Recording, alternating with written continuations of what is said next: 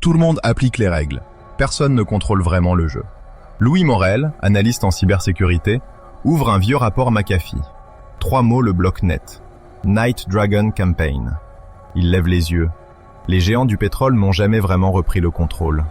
Louis, consultant pour un groupe énergétique, doit préparer une note pédagogique pour le comité exécutif. Sur le papier, Night Dragon n'est qu'un cas d'école ancien, un incident géré.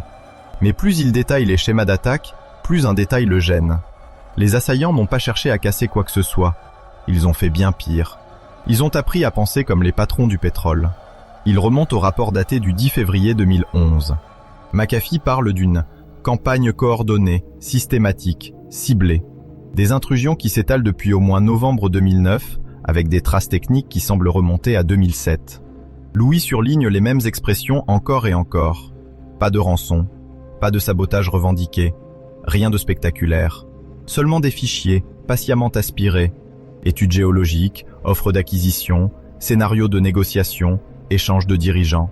Un autre détail l'arrête. Les outils utilisés sont banals, quasiment grand public pour un hacker. Pourtant, les assaillants choisissent avec une précision chirurgicale ce qu'ils volent. Cette disproportion le travaille. On dirait une opération de renseignement, menée avec des outils d'amateurs. Louis est seul dans une petite salle de réunion vitrée au dernier étage. L'air climatisé souffle trop fort, les stores sont à moitié baissés. Devant lui, un laptop ouvert, un second écran saturé de logs anonymisés. Sur la table, un dossier papier marqué « Sensibilisation COMEX, brouillon ». Sur le mur, un écran affiche une carte muette ponctuée de points rouges. États-Unis, Kazakhstan, Grèce, quelques taches dispersées ailleurs. Des traces de victimes. Pas de nom. Juste des zones d'impact silencieuses. Louis commence par la version « acceptable ». Il la connaît par cœur, elle rassure les dirigeants. Night Dragon serait l'œuvre d'un petit groupe de hackers opportunistes, installés quelque part en Chine, profitant de failles basiques. Des serveurs web mal patchés, des mots de passe faibles, un peu de spear phishing, des outils standards comme des rats déjà vus ailleurs. Ils ciblent le pétrole parce que c'est rentable en infos revendables. Ils agrègent des données, les revendent à des intermédiaires, peut-être à des concurrents sans scrupules. Pas besoin d'imaginer un plan global. Juste des pirates persévérants, intelligents, qui ont su relier quelques points et exploiter la naïveté numérique d'un secteur en retard.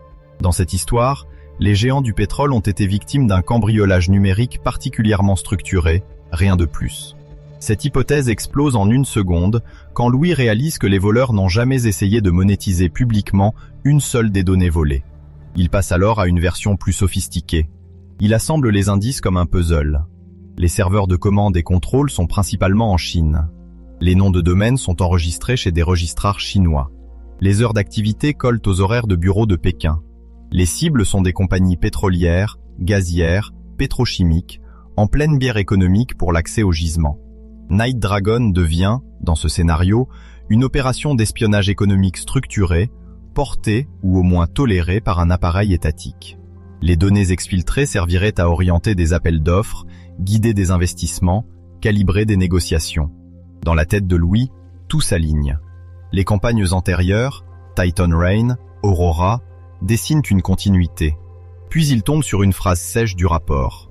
Aucun lien officiel, aucune preuve publique d'un commanditaire étatique. Le décor se retourne. Dans ce renversement, ce qu'il croyait solide devient suspect.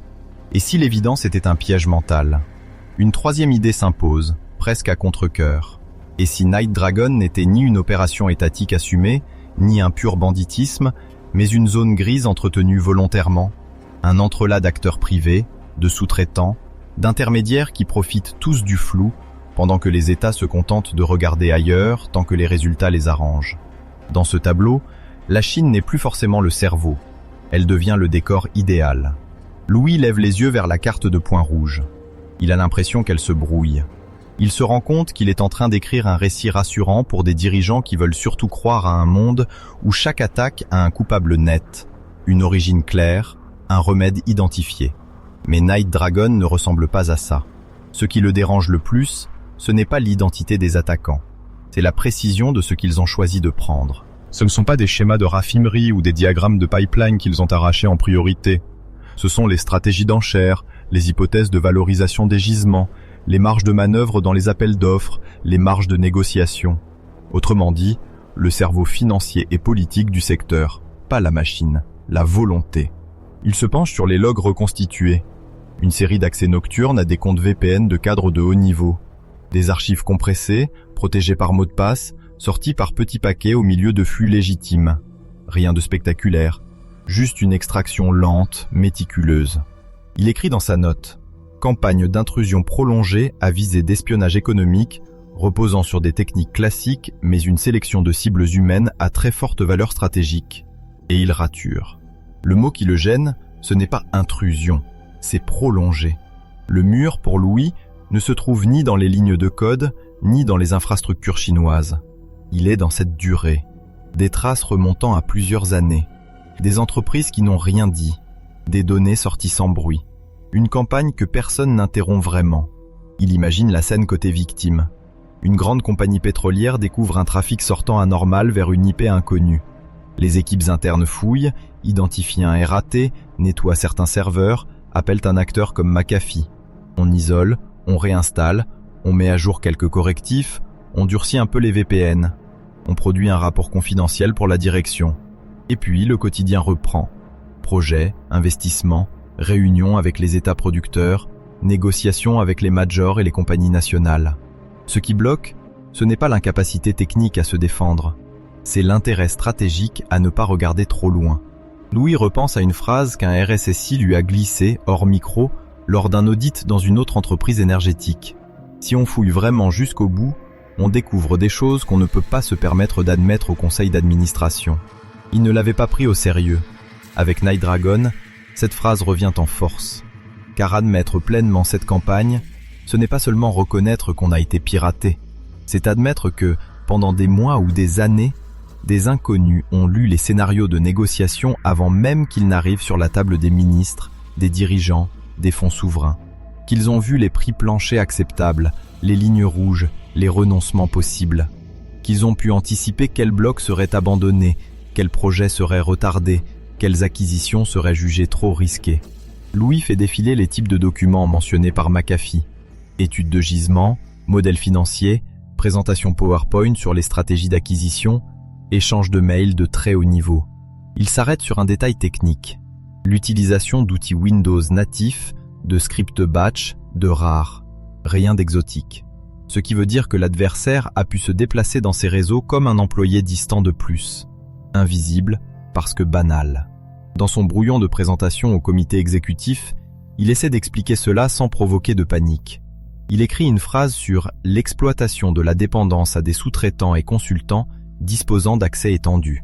Il se souvient des dizaines de comptes génériques qu'il voit à chaque audit, partagés entre prestataires. Là aussi, le mur apparaît.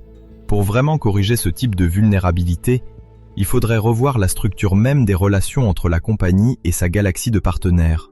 Repenser les contrats, ajouter des contraintes, des audits, des délais. Autrement dit, ralentir, perdre des deals, agacer des États partenaires. Le mur n'est pas technique, il est politique et économique.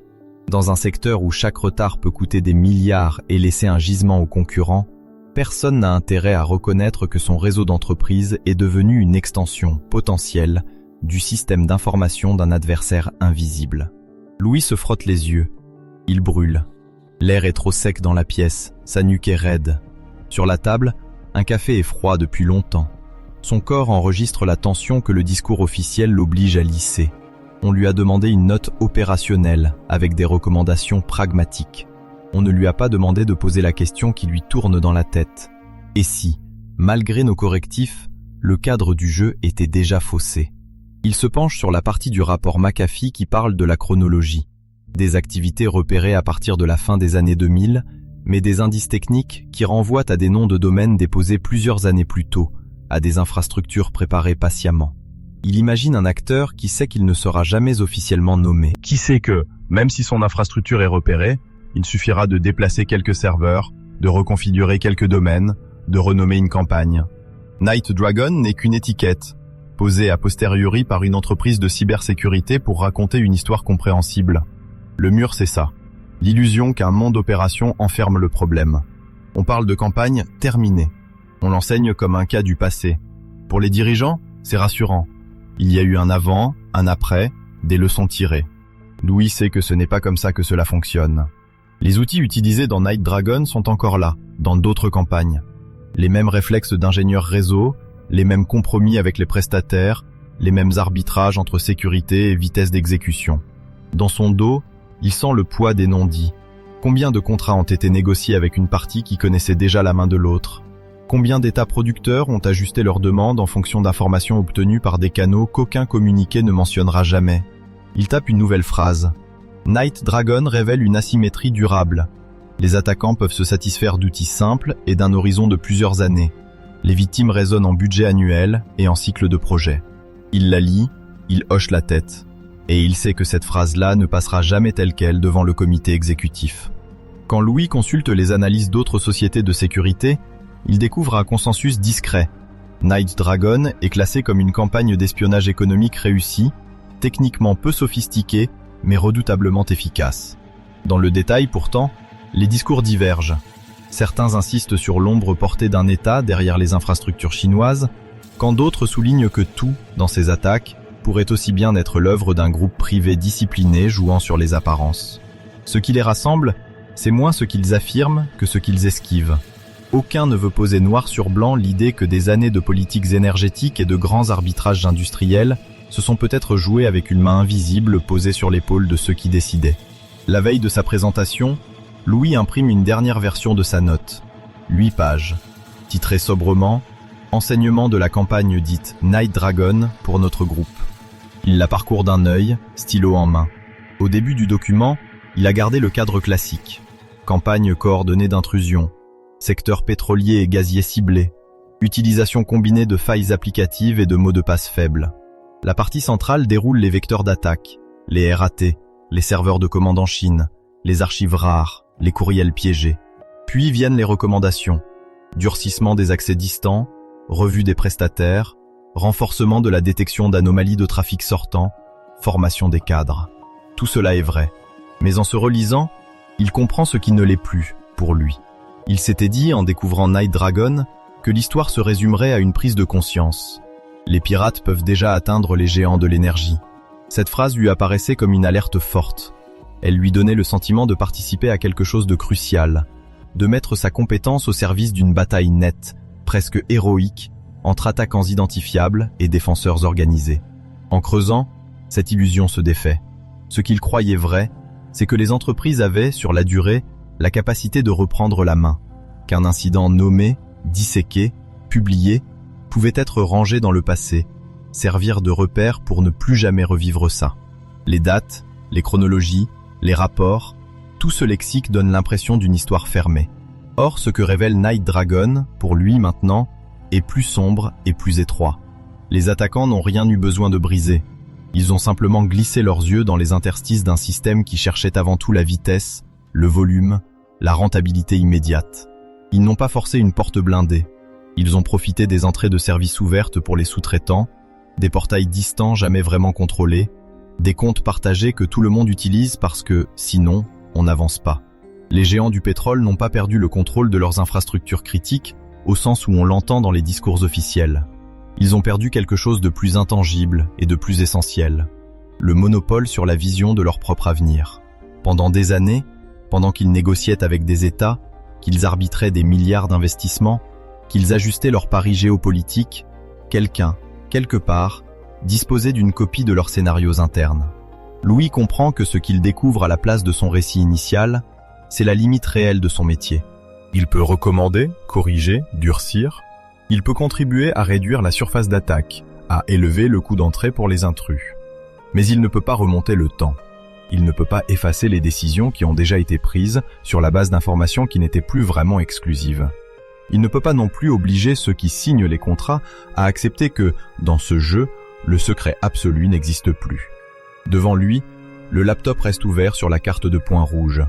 Les États-Unis, le Kazakhstan, la Grèce, d'autres zones anonymes. Rien n'indique précisément ce qui a été perdu, ni comment ces pertes se sont traduites en champs non obtenus, en concessions arrachées, en clauses durcies à la dernière minute par une contrepartie très bien informée. Il ajoute une dernière phrase à sa note, presque en bas de la dernière page. Les enseignements de Night Dragon ne portent pas uniquement sur les techniques d'attaque, mais sur l'hypothèse implicite, encore très répandue, que nos informations stratégiques sont, par défaut, inconnues de nos contreparties. Il hésite, la relit, la laisse. Le lendemain, devant le comité exécutif, il déroulera calmement les slides. Les dirigeants poseront des questions sur les budgets, les priorités, la conformité réglementaire. On parlera de nouvelles solutions de détection, de clauses à ajouter au contrat des prestataires, de programmes de sensibilisation des équipes. Personne ne lui demandera si, selon lui, certains deals passés auraient tourné différemment sans Night Dragon. En rangeant son ordinateur après la réunion, une pensée le heurte avec une netteté douloureuse. Tout ce qu'il a présenté vise à limiter les dégâts futurs, pas à refermer la brèche qui a déjà modifié la trajectoire de son secteur. Dans un couloir, en attendant l'ascenseur, il se surprend à murmurer tout bas. Et maintenant, qu'est-ce qu'on négocie encore comme si personne ne nous regardait? La salle est vide. Sur la table, un stylo reste posé en travers du dossier « Sensibilisation COMEX, version finale », légèrement en biais, comme abandonné en plein geste. L'écran accroché au mur affiche encore, en veille, la carte de points rouges. Mais les contours des continents se sont estompés, noyés dans un gris uniforme. On entend, très faiblement, le souffle continu de la climatisation, qui recouvre presque le bourdonnement discret du vidéoprojecteur resté allumé. Dans la vitre, le reflet de la carte se superpose aux lumières de la ville et aux flammes orangées d'une torche de raffinerie au loin, minuscule, tremblante.